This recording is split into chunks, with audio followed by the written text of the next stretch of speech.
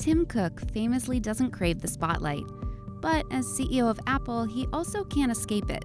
It's Tim Cook's job to lead the most valuable company in the world, and it's under that leadership that Apple has seen the most extraordinary growth of any company over the past decade. It's with this wealth of experience and success that Cook is able to provide some great insights for leaders about stewarding an organization.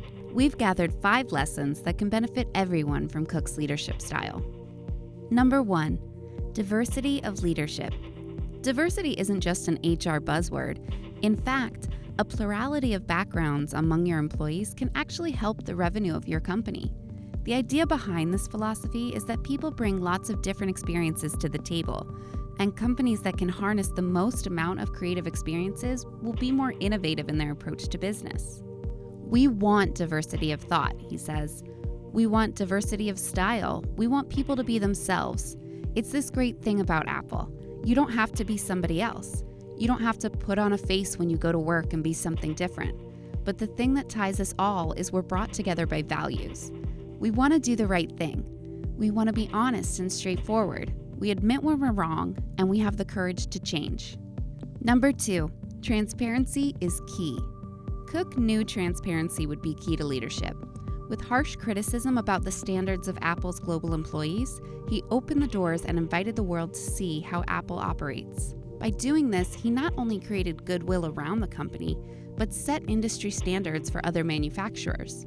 Our transparency in supplier responsibility is an example of recognizing that the more transparent we are, the bigger difference we would make. We want to be as innovative with supply responsibility as we are with our products.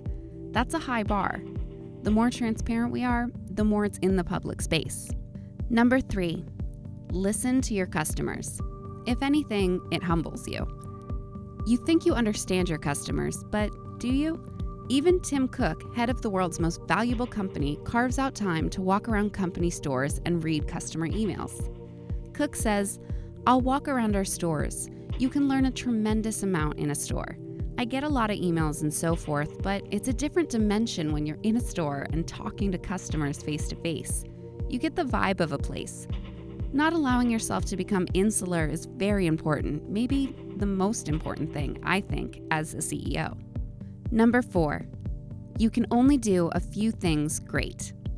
Considering the size of Apple, it's pretty remarkable to think about how few products the company actually creates.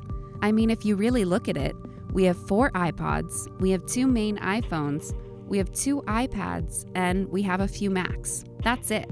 The point is to focus on what you do best and do it the best you can. We argue and debate like crazy about what we're going to do because we know we can only do a few things great. At the right time, we'll keep disrupting and we'll keep discovering new things that people didn't know they wanted. And number 5, admitting you're wrong. Ultimately, Cook's advice for entrepreneurs and CEOs is advice that's pretty helpful for everyone.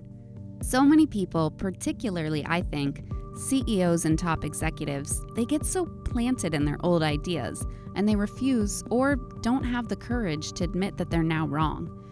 Maybe the most underappreciated thing about Steve was that he had the courage to change his mind. And it's a talent.